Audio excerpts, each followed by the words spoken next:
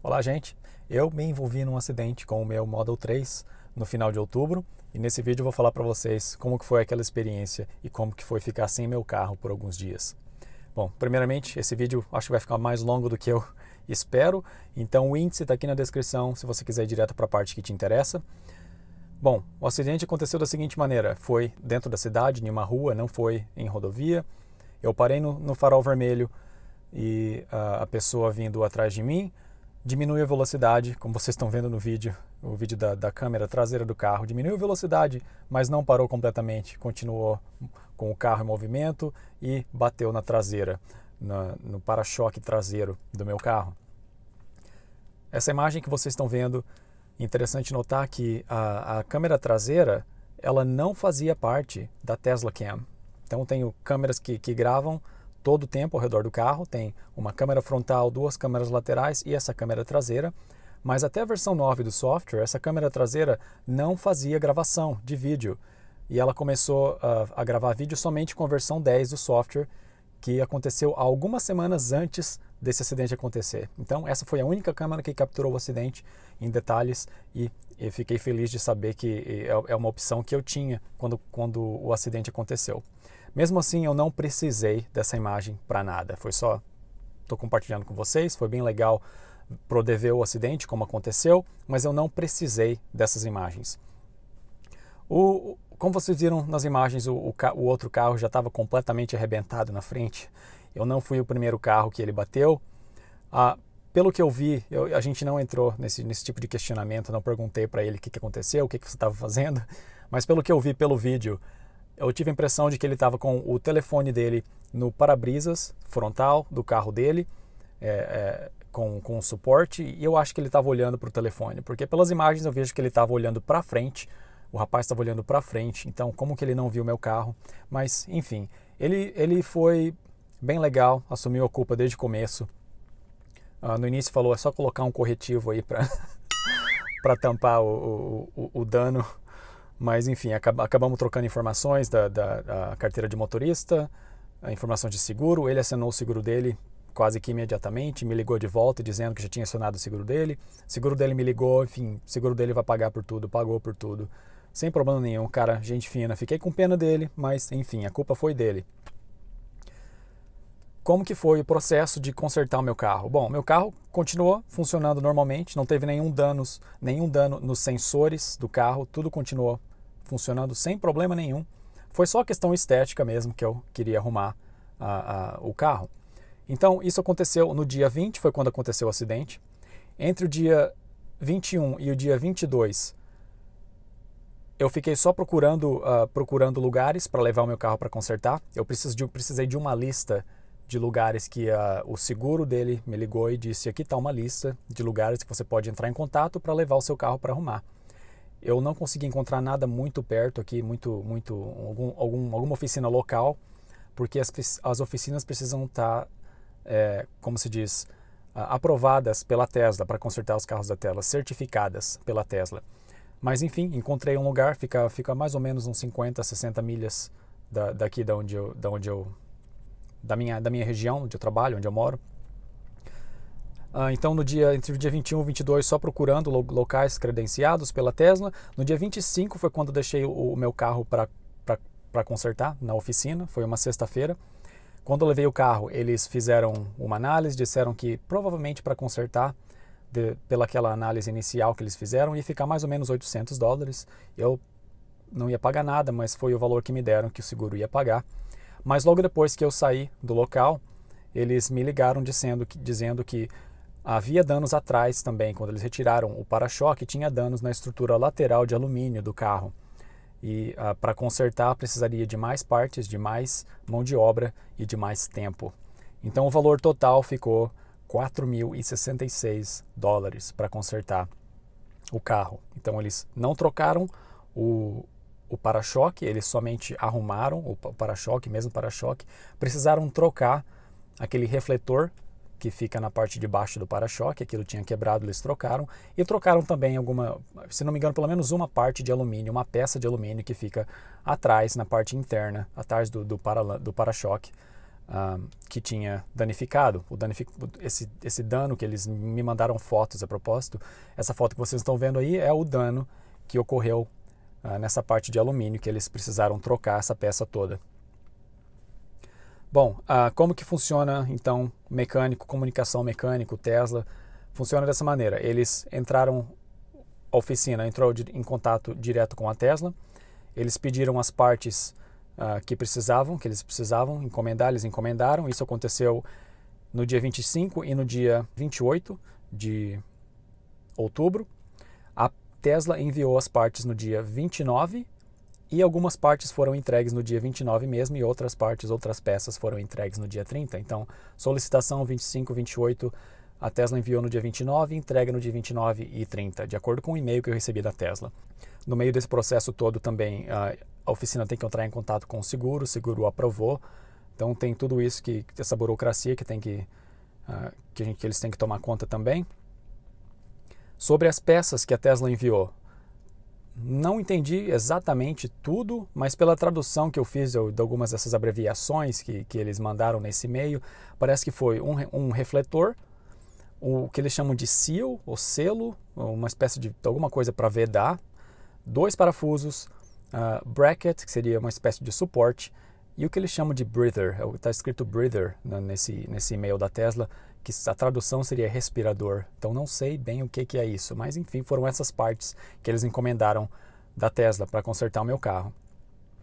Mão de obra, $3.497, quase $3.500 só de mão de obra. Eles têm aí material e peças, material $288, peças $237, não sei a diferença, mas o que não for mão de obra seria aí as peças, as partes que a Tesla enviou. Novamente, eu não paguei absolutamente nada, tudo isso foi pago pela seguradora da outra pessoa que causou o acidente. Se a pessoa não tivesse assumido o acidente, eu poderia usar as imagens da câmera para entrar em contato com a seguradora para provar que a culpa não foi minha, mas ele assumiu desde o início, não houve problema nenhum, não precisei usar as imagens da câmera para absolutamente nada nesse processo. Enquanto o carro estava no mecânico, eu continuei usando o aplicativo da Tesla, podia entrar no aplicativo, via o local de onde o carro estava, se ele estava em movimento, se não estava, não saiu da oficina, ficou todo o tempo na oficina, mas se eles tivessem dirigido com o carro eu teria visto. Eu poderia limitar a velocidade do carro, eu poderia buzinar o carro se eu quisesse, piscar os faróis. Fiquei com controle total do carro pelo aplicativo da Tesla. Fiz um vídeo alguns meses atrás mostrando o aplicativo da Tesla, estou com o link na descrição para quem quiser ver. O aplicativo já melhorou desde então, desde que eu fiz aquele vídeo, mas as funcionalidades básicas já estavam disponíveis quando eu fiz aquele vídeo. Bom, fiquei então com acesso completo pelo aplicativo, até um determinado dia. A partir de um determinado dia, eles mudaram as opções no painel para entrar em modo serviço, em modo manutenção, digamos assim, e aí a conexão com o telefone não aconteceu mais. Aí tudo que eu via quando eu entrava no aplicativo é isso que vocês estão vendo aí. Não via muita coisa, não tinha conexão do aplicativo com o carro. Isso por mais ou menos uns 3 ou 4 dias. O tempo todo que o carro ficou no conserto foram 11 dias, desde o dia que eu deixei o carro no conserto até o dia que eu retirei o carro. Retirei o carro no dia 5 de novembro. Fiquei sem o carro entre o dia 25 de outubro até o dia 5 de novembro. A oficina em si, fantástico o serviço prestado por eles. O fato de eles serem credenciados pela Tesla talvez tenha algo a ver com isso. O fato de eles já estarem acostumados a lidar com carros da Tesla. Normalmente quem tem carros da Tesla é muito apegado com seus carros. Com certeza é o meu caso. Eu estava sempre olhando no aplicativo para ver se estava tudo bem com o carro.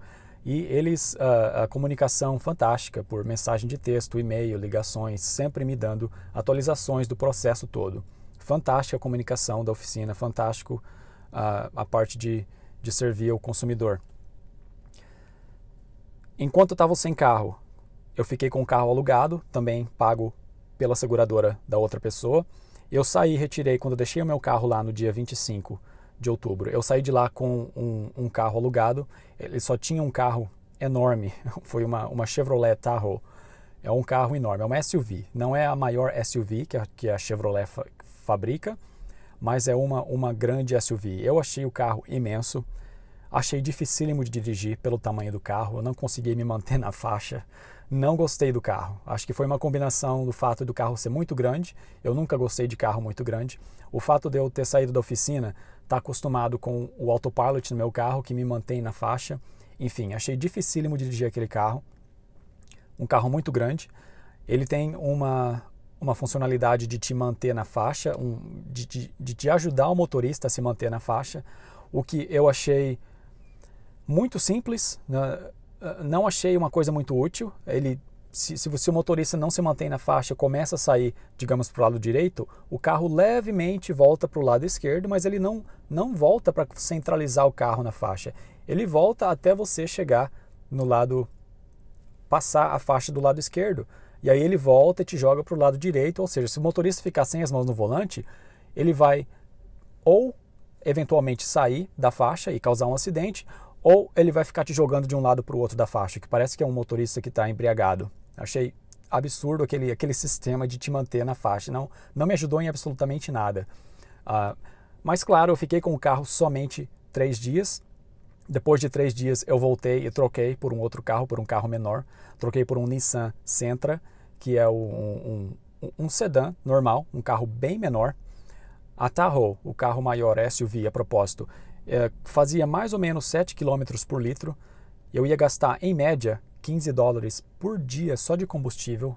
Achei absurdo, eu não pago absolutamente nada de combustível com o meu carro, né? Eu carrego em casa, eletricidade de graça, gerada pelos painéis solares. Mas enfim, o Sentra faz de 13 a 14 quilômetros por litro, então bem melhor, mas mesmo assim foi um custo adicional que eu tive que pagar. Talvez eu vou pedir reembolso da seguradora, não sei ainda se vale a pena. Mas enfim, fiquei com o Nissan Sentra pelo resto, pelos outros dias, mais ou menos uns 8 dias, 7, 8 dias. Então, entre os dois carros, dirigi ambos bem pouco, o Tahoe menos ainda, não gostei do Tahoe. Claro que eu não usei todas as opções, não me interessei muito em aprender todas as opções que o carro tinha e tal. Então não estou criticando o carro, nenhum deles. Mas claro que comparado com o Tesla, eu detestei ambos os carros, não gostei. Mas se eu tivesse que escolher um deles, o Nissan Sentra, achei um carro bom em geral. Ele tem um sistema de alerta para o motorista, de um alerta de colisão frontal. Se ele detecta que você vai haver uma colisão frontal, ele dá um apito. Eu gostaria que o apito fosse um apito mais óbvio, mais alto, mais alerta, digamos assim.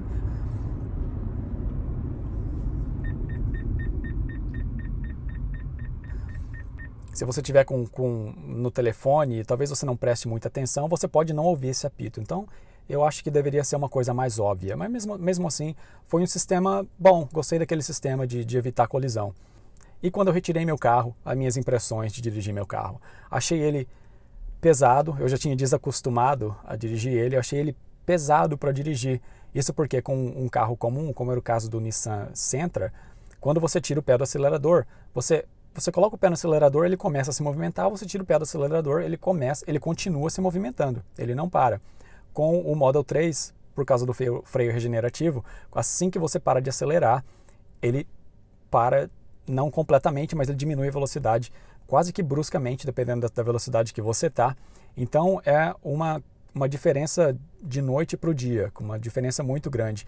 Então demorei um pouco para me acostumar de volta com o Model 3, deu a impressão de ser um carro pesado para dirigir assim que eu peguei ele. Depois de uns 20, 30 minutos eu já me acostumei novamente. E enquanto eu estava sem meu carro, o que eu senti falta? Senti falta de tudo no meu carro. O conforto em si, dos assentos, o fato de não poder ligar o ar-condicionado antes de eu chegar no carro, tenho que entrar no carro, o carro está quente. Com o meu carro, eu ligo o sistema de ventilação antes de eu chegar no carro. Quando eu chego no carro, o carro já está resfriado. Não ter o sistema de mapeamento em tempo real, mostrando congestionamentos. Mas principalmente o autopilot. O autopilot foi a coisa que eu mais senti falta. Eu acho que quem se acostuma a dirigir com o autopilot, depois para você dirigir um carro convencional, é muito difícil. O autopilot é um assistente impressionante, o nível de assistência que o autopilot fornece para o motorista. Não só em termos de conforto, mas em termos de segurança. É muito seguro. Os outros carros, eles têm o cruise control convencional, que é aquele controle automático de velocidade, mas não é muito automático. Você coloca a velocidade, digamos 100 km por hora, e o carro continua 100 km por hora até que você coloca o pé no freio. Mas se tiver um carro na frente, ele não vai diminuir a velocidade ou parar, ele vai continuar a 100 km por hora e vai causar um acidente. Então esses sistemas que carros convencionais têm de auxílio ao motorista, pelo menos a experiência que eu tive, não são bons, não são muito seguros. É impressionante o nível de segurança que os carros da Tesla fornecem para o motorista, para os passageiros. Isso tudo para evitar acidentes. Imagina se um acidente, por acaso acontecer, ainda assim os carros são mais seguros do que outros carros. Os carros da Tesla são mais seguros. Em quantidade de airbags, a segurança dos passageiros em si é muito maior. Então, me perguntaram também como que o meu carro não evitou esse acidente. Ele não deveria ter ido para frente para evitar que a pessoa chocasse atrás? Não, ele não faz isso. Ele não faz isso. Ele evita... O motorista sempre tem o controle do carro. Mesmo o carro estando em autopilot, o motorista pode pisar no acelerador para aumentar a velocidade ou posso pisar no freio para desligar o autopilot. Se eu estiver me aproximando do carro à frente, por exemplo, e o meu carro começar a diminuir a velocidade automaticamente para evitar a colisão, mas eu, como motorista, pisar no acelerador para causar o acidente, eu tenho o controle do carro, eu posso fazer isso. O carro não evita acidente se o motorista quiser causar o acidente. Então, nesse caso, ele não me alertou com nenhum apito, talvez ele pudesse ter alertado, acho que isso sim é uma coisa que a Tesla poderia ter feito, me alertar pelo menos com um áudio, alguma coisa de que tem um obstáculo, um carro se aproximando muito próximo, muito rapidamente atrás. Ele não fez isso, mas o carro em si, se mover para frente para evitar o acidente, ele não faria isso, porque eu, como motorista, estava com o pé no freio. Então eu tenho o controle do carro nesse sentido. Então acho que eu cobri tudo, era isso que eu queria falar para vocês nesse vídeo, cobrir essa experiência minha com o meu primeiro acidente com o meu Model 3. Estou muito feliz agora de volta com o carro, muito feliz de ter meu carro de volta, usando o autopilot como louco no sentido, usando muito, mas usando prudentemente. Se deixei alguma coisa de fora, se você tiver alguma pergunta, alguma coisa que você queira saber sobre o acidente que eu deixei de fora, deixe seu comentário aqui embaixo. Um abraço, obrigado pela audiência como sempre. Like, compartilhe o vídeo se você gostou, ajuda bastante. Até o próximo, um abraço.